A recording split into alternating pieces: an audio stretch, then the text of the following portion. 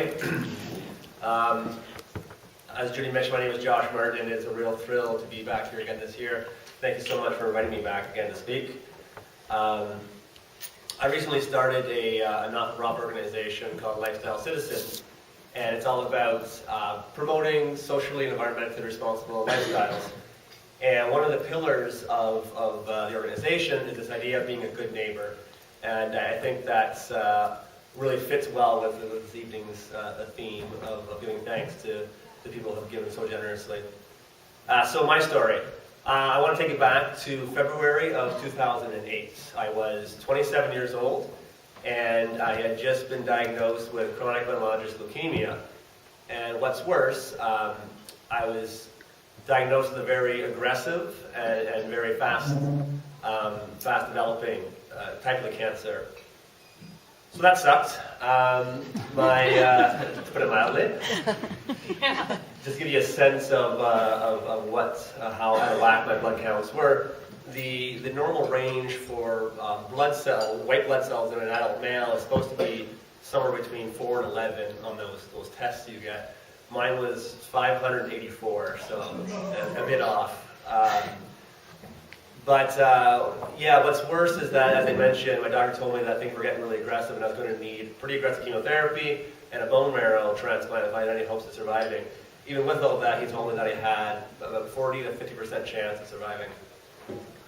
So when I got that news, that the air got sucked out of my lungs, and I remember just being very, very numb on the entire subway ride home to where I was living in Toronto at the time.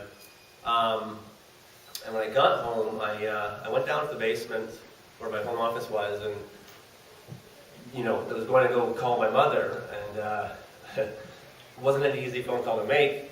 And I think, as soon as that realization happened, I broke down. The numbness, faded, and I just broke down and just bawled my eyes out. And I remember just doubling over my chair, and I remember saying out loud 4 words: "I can't do this."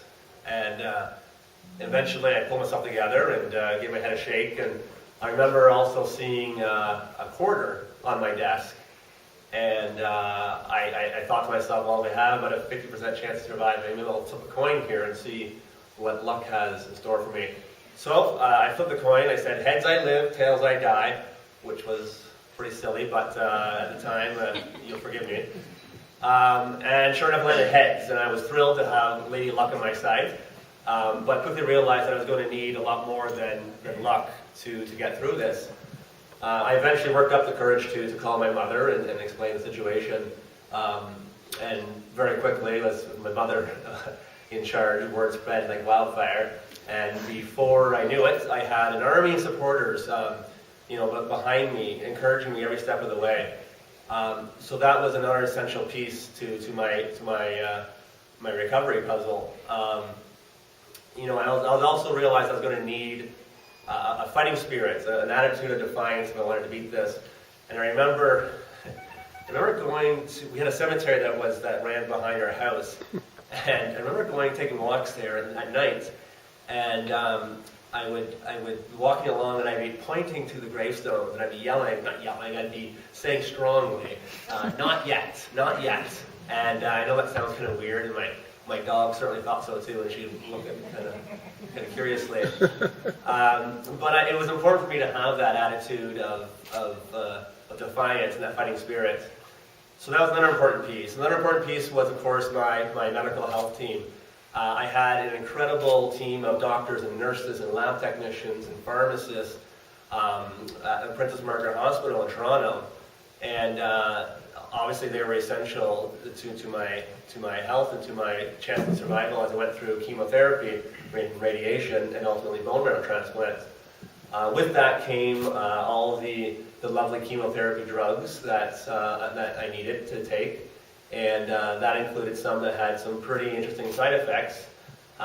One in particular I remember would mess with my head quite a bit. At one point, it had me convinced that there were talking lobsters in my bed.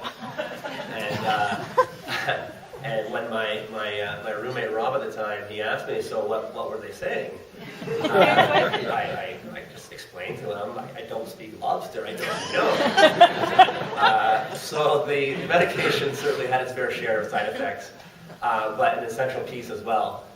And another important piece that had to happen was you guys, with blood donors. Because as the chemotherapy beat the crap out of my leukemia, it also did a number on my own healthy blood cells. And on countless occasions, more times than I can remember, I needed a blood transfusions to boost my counts back up so I could live to fight another day. And this was certainly very true after my bone marrow transplants, when they really wiped out my crappy bone marrow and replaced it with new stem cells from an incredibly generous and unrelated donor. Just to give you a sidebar on that, I have 7 siblings in my family, and none of them were a match. So I relied on donor registry, just like one match. Certainly after my bone marrow transplant, I was getting blood transfusions every day and platelet transfusions every day for what seemed like weeks, until my new stem cells could engraft and start producing blood on its own. And one last little factoid here, which is interesting, is I used to be A negative. I'm now O positive as a result of my stem cell donor. So I now have his blood and his allergies, I think. It's been a particularly bad year for allergies. All that to say is that you guys were an essential piece to me being alive today. And, it was your blood, the blood of complete strangers, that kept me alive and able to fight.